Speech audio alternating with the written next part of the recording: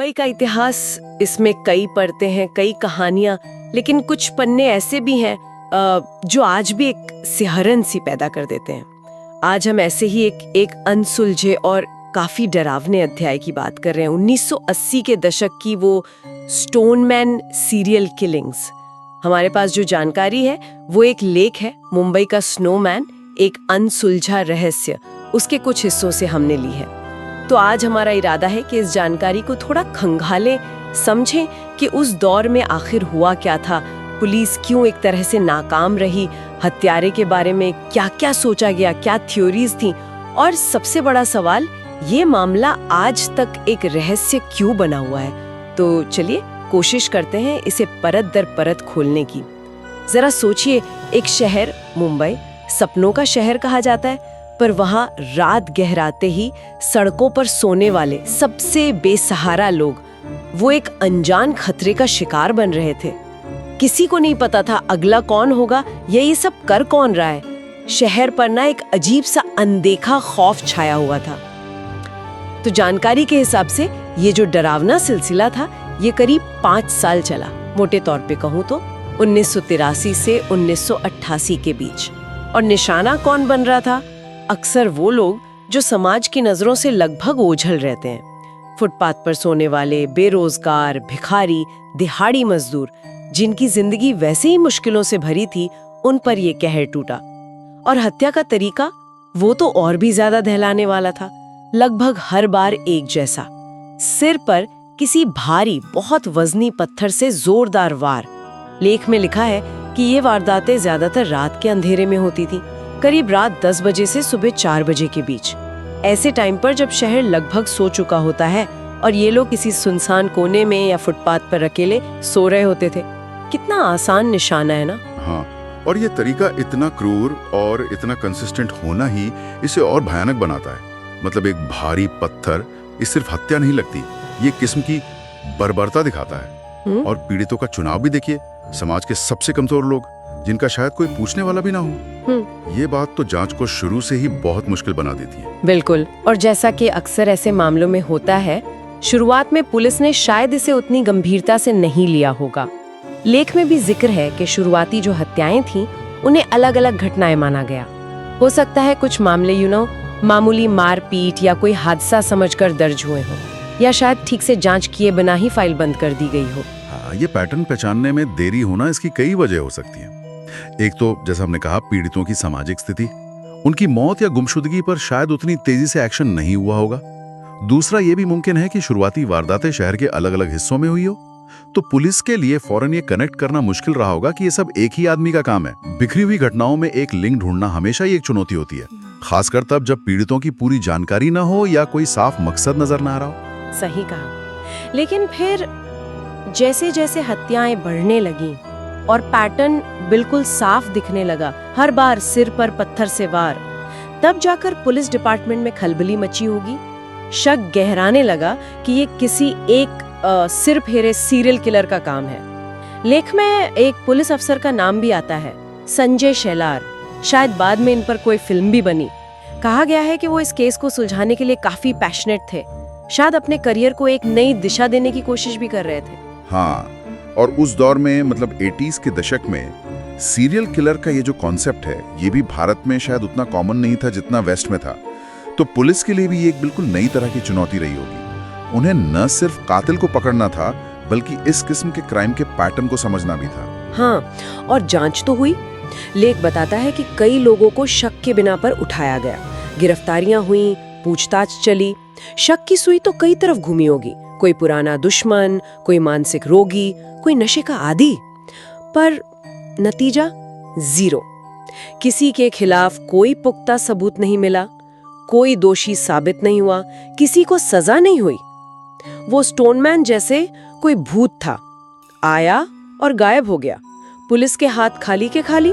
और यहीं पर हमें उस दौर की जो पुलिस जांच की सीमाएं थीं, जो चुनौतियां थीं, उनको समझना होगा। जरा सोचिए, 1980 का दशक, आज की तरह डीएनए फिंगरप्रिंटिंग जैसी तकनीकें वो इतनी आम नहीं थी।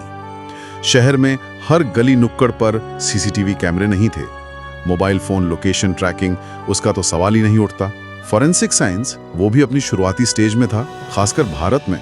तो मतलब सबूत जुटाना ही अपने आप में एक पहाड़ जैसा काम रहा होगा। बिल्कुल। सबसे पहले तो पीड़ितों की पहचान करना ही अक्सर मुश्किल होता था। ये बेघर लोग थे, इनका कोई पक्का पता, परिवार या कोई रिकॉर्ड मिलना ही बहुत कठिन था। फिर रात के अंधेरे में हुए ये हमले, इनका कोई चश्मदीद गवाह मिलना तो लगभग नामुमकिन था। अंधेरे में किसने क्या देखा होगा और सबूत के तौर पर मिलता भी क्या? शायद सिर्फ वो पत्थर जिससे हत्या की गई हो। उस पत्थर पर भी उंगलियों के निशान मिलना, अगर वो खुरदुरा हो तो बहुत मुश्किल।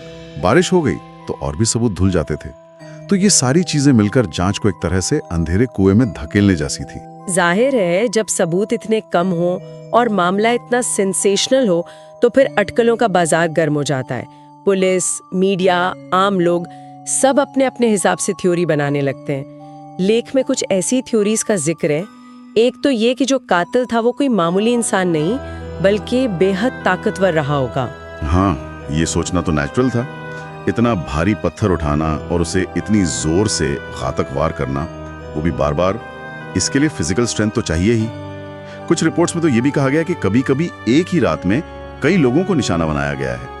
अगर ये सच है तो इससे उस कातिल की ताकत और उसके दुस्साहस दोनों का अंदाजा लगता है। और अटकलें सिर्फ यही नहीं रुकी, शक की सुई कुछ ऐसी दिशाओं में भी घूमी जिनके बारे में सोचकर ही हैरानी होती है। एक थ्योरी ये भी थी कि कहीं कातिल पुलिस फोर्स का ही तो कोई आदमी नहीं, कोई ऐसा जिसे सिस्टम की कमियां पता हो, जो जानता हो कि सबूत कैसे मिटाने हैं, कैसे बचना है। ये सोच ही कितनी डरावनी है। ये थ्योरी अक्सर तब सामने आती है जब पुलिस किसी ऐसे रहस्यमयी अपराधी को पकड़ने में लगातार फेल होती रहती है। लोगों का थोड़ा सिस्टम पर से भरोसा उठता है और वो अंदर के किसी भेदिए पर शक करने लगते हैं। हालांकि इसका कोई आधार था या नहीं, ये कहना बहुत मुश्किल है। और फिर एक और सिद्धांत सामने आया जो शायद उस समय के माहौल को देखते हुए और भी ज्यादा विश्वसनीय लगा होगा लोगों को। किसी तांत्रिक या काले जादू वाला एंगल। ये माना जाने लगा कि शायद ये हत्याएं किसी गुप्त तांत्रिक अनुष्ठान का हिस्सा थीं। मानव बलि जैसी भयानक बातें भी हवा में तैरने लगी थी। देखिए, ये सिद्धांत सिर्फ पुलिस की मजबूरी या उनकी कल्पना नहीं दिखाते, बल्कि ये उस समय के समाज में जो गहरे डर बैठे थे, अंधविश्वास थे, अनिश्चितता थी, उसका आईना है। जब कोई क्राइम इतना अमानवीय हो और उसका कोई स्पष्ट मकसद नजर ना आए तो लोग अक्सर तर्क से परे सोचने लगते हैं। तांत्रिक, बलि, शैतानी ताकतें, ये सब उन अनजाने डरों को एक तरह से जुबान देते हैं जिन्हें समझाना मुश्किल होता है। और इस तरह की अटकलों ने स्टोनमैन की छवि को और भी ज्यादा रहस्यमय और खौफनाक बना दिया। उसे लगभग एक मिथकीय शैतान जैसा बना दिया। और इसी रहस्य को भेदने की कोशिश में जाहिर है कातिल के दिमाग को पढ़ने की भी कोशिशें हुई। जाहिर है ये सभी अटकलें ही थीं, जैसा कि लेख में भी इशारा किया गया है। एक विचार ये था कि वो व्यक्ति समाज से पूरी तरह कटा हुआ एक अलग थलग इंसान रहा होगा। एक ऐसा इंसान जिसके लिए दूसरों की जिंदगी, उनके दुख दर्द का कोई मतलब ही नहीं था। इसे साइकोलॉजी की भाषा में शायद लैक ऑफ एम्पैथी या समानुभूति की कमी कह सकते हैं। सीरियल किलर प्रोफाइलिंग में ये एक कॉमन फैक्टर होता है। ऐसा व्यक्ति दूसरों को इंसान नहीं बल्कि चीजों की तरह देखता है। लेख में ये भी अंदाजा लगाया गया है कि उसे शायद इन हत्याओं से किसी तरह की मानसिक या भावनात्मक संतुष्टि मिलती होगी। एक अजीब किस्म का रोमांच या शायद ताकत का एहसास। कानून, नैतिकता, समाज के नियम, ये सब उसके लिए बेमानी थे। वो अपनी ही एक अंधेरी हिंसक दुनिया में जी रहा था। ये थोड़ा थ्रिल किलिंग जैसा पैटर्न दिखाता है। या सिर्फ संतुष्टि के लिए हत्या करना, मकसद लूटना या बदला लेना नहीं, बल्कि वो जो हत्या का एक्ट है वो अपने आप में एक मकसद बन जाता है। ये समझना आम इंसान के लिए बहुत मुश्किल होता है। जैसा कि वो तांत्रिक वाली थियरी में कहा गया, ये भी सोचा गया कि शायद उसकी मानसिक स्थिति ठीक नहीं थी। वो किसी गंभीर मानसिक बीमारी या असंतुलन का शिकार हो सकता था। हो सकता है वो सच में तंत्र मंत्र या किसी अजीबोगरीब अंधविश्वास में डूबा हो और ये हत्याएं उसी का नतीजा हो। उसे लगता हो कि ऐसा करने से उसे कोई शक्ति मिलेगी या कोई और फायदा होगा। ये समझना जरूरी है कि ये सब प्रोफाइल बनाने की कोशिशें हैं, जांच को एक दिशा देने के लिए। पुलिस अक्सर ऐसे मामलों में साइकोलॉजिस्ट की मदद लेती है ताकि कातिल की सोच, उसके संभावित बैकग्राउंड, आदतों का अंदाजा लगाया जा सके। इससे संदिग्धों का जो दायरा है उसे छोटा करने में मदद मिलती है। लेकिन बिना कातिल के पकड़े जाने, उसकी पूरी कहानी सामने आए बिना, ये सब सिर्फ पढ़े लिखे अनुमान ही रहते हैं। फिर भी ये हमें सोचने पर मजबूर करते हैं कि उस समय जांचकर्ता किन मनोवैज्ञानिक पहलुओं पर सोच रहे होंगे और समाज ऐसी अविश्वसनीय क्रूरता को कैसे समझने की कोशिश कर रहा था। और फिर आता है इस कहानी का सबसे रहस्यमय मोड़, इसका अंत। लेख के मुताबिक 1988 के बाद मुंबई में इस तरह की हत्याएं अचानक बंद हो गईं। जैसे कोई तूफान आया था और फिर अचानक थम गया। और ये अचानक रुक जाना ये रहस्य को सुलझाने के बजाय और उलझा देता है। दिमाग में कई सवाल आते हैं। क्या हुआ होगा? क्या स्टोनमैन किसी दूसरे असंबंधित जुर्म में पकड़ा गया और जेल पहुंच गया, जिससे हत्याएं रुक गईं? या क्या उसकी मौत हो गई किसी एक्सीडेंट में, किसी बीमारी से, या शायद वो खुद किसी और हिंसा का शिकार हो गया? हाँ, या ये भी तो हो सकता है कि वो बस मुंबई शहर छोड़कर कहीं और चला गया हो, या शायद किसी वजह से उसने खुद ही ये सब करना बंद कर दिया हो सकता है उसका मकसद पूरा हो गया हो, या उसकी मानसिक स्थिति बदल गई हो। ये ऐसे सवाल हैं जिनका जवाब शायद कभी नहीं मिलेगा। बिल्कुल, बिना किसी गिरफ्तारी या किसी कबूलनामे के ये सब सिर्फ संभावनाएं हैं, और हर संभावना अपने पीछे एक और सवाल छोड़ जाती है। लेख ये बात बिल्कुल साफ करता है कि पुलिस की सारी कोशिशें, मीडिया की सुर्खियां, सालों की जांच और अनगिनत अटकलें सब बेकार गईं। मुंबई का असली स्टोनमैन कौन था, ये राज हमेशा के लिए दफन हो गया। उसकी पहचान एक अनसुलझी पहेली बनकर रह गई। लेकिन कहानी यहाँ खत्म नहीं होती। लेख के आखिर में एक और थोड़ा चौंकाने वाला जिक्र है कोलकाता का। बताया गया है कि मुंबई की घटनाओं के कुछ समय बाद कोलकाता में भी फुटपाथ पर सोने वाले लोगों पर इसी तरह पत्थर से हमले होने की खबरें आईं। वहां भी एक स्टोनमैन का खौफ फैल गया था।